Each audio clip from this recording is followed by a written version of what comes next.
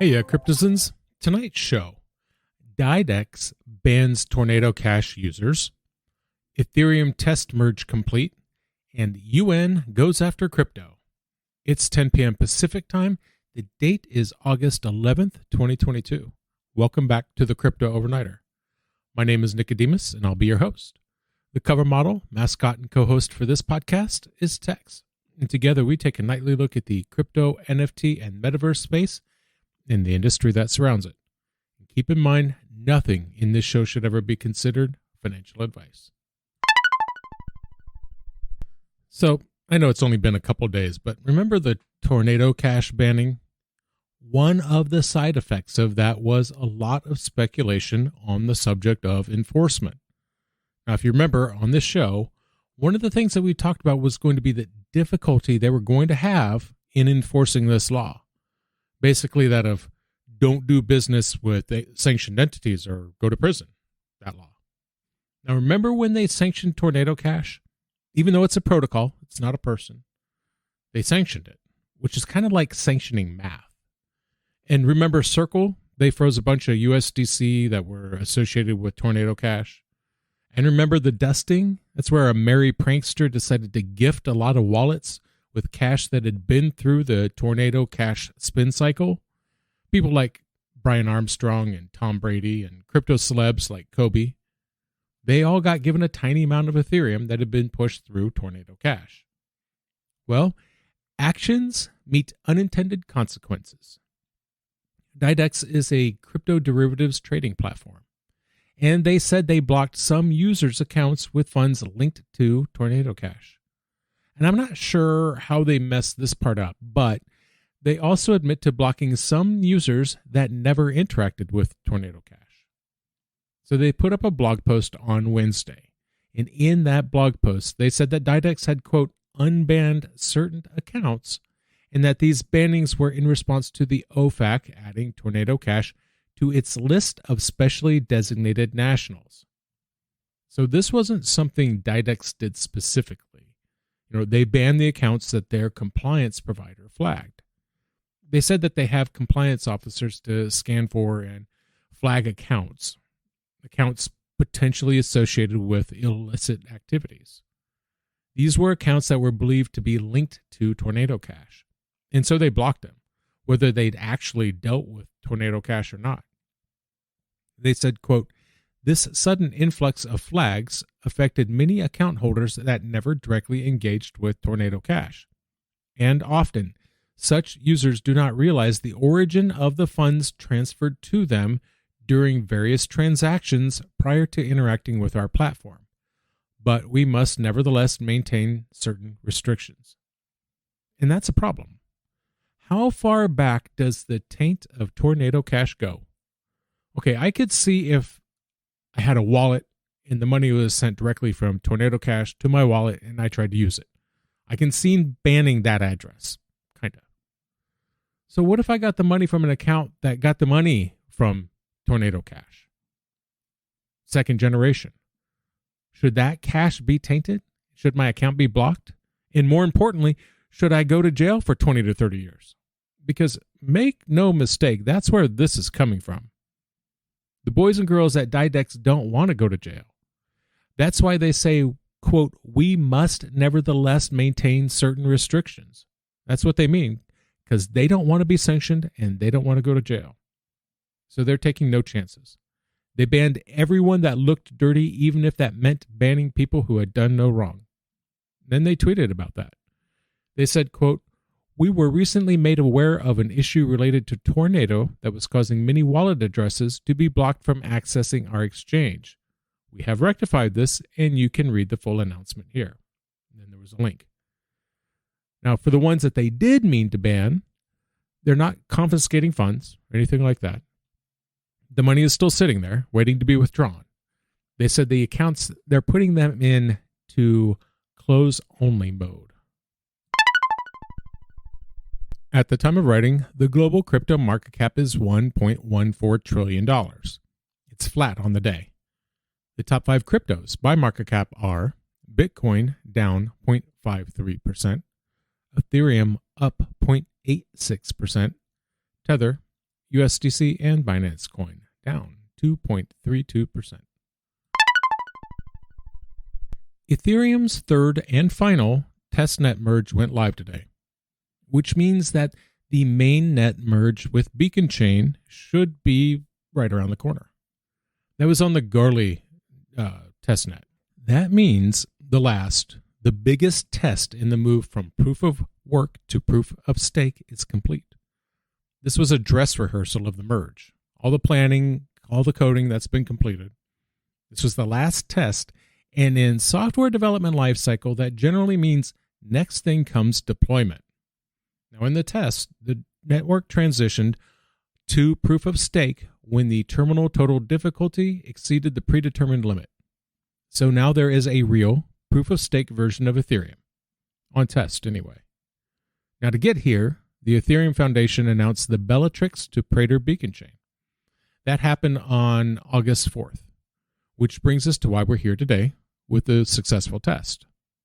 Now, in addition to the Gurley testnet merge, previously there was Ropsten and Sepolia.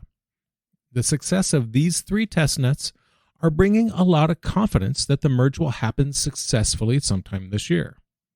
And it's been reported that the Gurley testnet merge was finalized today without any major issues.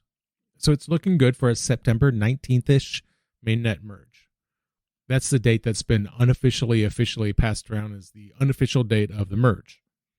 Now, I said major issues, but there were minor issues. And these were issues that were present in Ropsten and Sepolia merges. Marius van der Weijeren is a Ethereum developer, and according to him, quote, confusion on the network because two different terminal blocks and lots of non-updated nodes. He said that slowed the process down, but that things were looking quite good anyway. Now, Tim Byko, he tweeted out the testnet merge success to his 88,000 followers.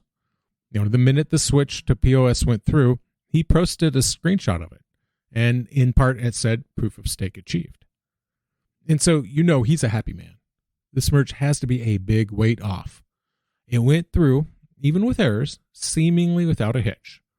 At one point, he suggested that the real upgrade would go through on the 19th of September if the final merge trials were successful. Sounds like that condition has been met. I can say from experience that some of the best and some of the worst times to be a developer is right around launch day, especially when the stakes are this high. One of the most significant upgrades to one of the most popular blockchains ever, and if successful, this means Ethereum will have a 99% drop in energy usage. However, don't get your hopes up too high. This will not bring gas fees down. They're down bad right now, just like everybody else. The only good thing about this bear market has been the low transaction fees. And it's not going to make Ethereum any faster either. The Beacon Chain merge has no real effect on transaction speeds. Now, both of those will be addressed in the future, but for now, the news of the merge coming soon has caused a surge in the price of Ethereum. It has gone up 72.2% in the last month. Over the last day, it's gone up 12% or so. This boost is reflected by the whale watchers. On-chain firm Sentiment reported whales have been scooping Ethereum in significant amounts of late. They said, quote, Ethereum surged back over 1,880 after a positive CPI report on Wednesday. This 2-month high came in price with a major influx of ETH transactions valued at 100,000 or more. This is happening in tandem with whale addresses appearing to be accumulating. Tim Byko was speaking to CNBC. He said that they would be monitoring the testnet's performance for a while to identify any potential issues if they come up. He said, quote, we want to see the network finalizing and having a high participation rate amongst validators, and also make sure we don't hit any unexpected bugs or issues. The global NFT market cap is up 5.63%. Sales volume is down 1.39% in 24 hours. According to CoinMarketCap, the top 5 NFT collections by sales volume are Otherdeed, followed by CryptoPunks, Moonbirds, Mutant Apes, and Genesis G-Bag. Now keep in mind, some of these collections have very volatile prices, so do your own research. So the UN is basically trying to get countries with weaker economies to start off by implementing anti-crypto regulation. So there's this group called the United Nations Conference on Trade and Development. They released a policy brief Wednesday on crypto. This makes the third such brief that they have put out on crypto. These briefs seem to be painting a picture of risk and loss to these countries. They're totally discounting things like facilitating remittances or encouraging financial inclusion, banking the unbanked. Despite all of the good, the UN is looking at the bad. The latest brief is UNCTAD Policy Brief 102. It's focused on the theoretical threat of undermining domestic resource mobilization in these developing countries.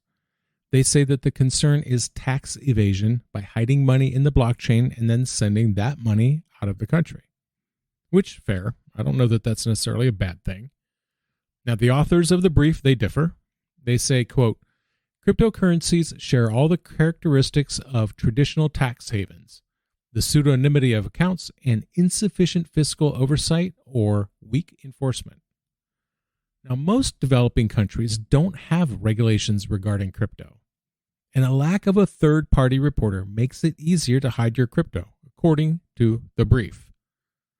Now, they said, quote, contrary to the widely held view that cryptocurrencies are not intermediated but function using automated protocols, there are countless service providers, including crypto exchanges, digital wallets, and decentralized finance platforms, that enable the use and holding of cryptocurrencies.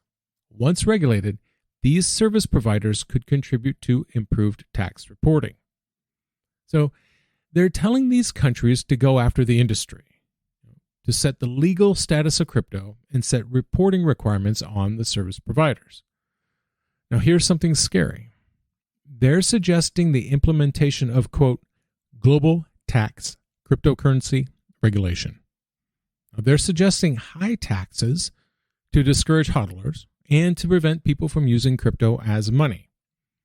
So they've put out 3 of these publications so far.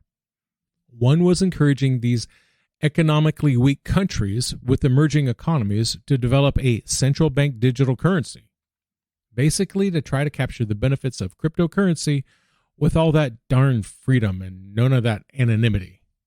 Now the other one?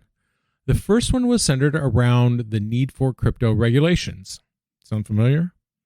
They recommended a number of restrictive measures in developing countries to counteract, quote, considerable risks and costs regarding national monetary sovereignty, policy space, and macroeconomic stability.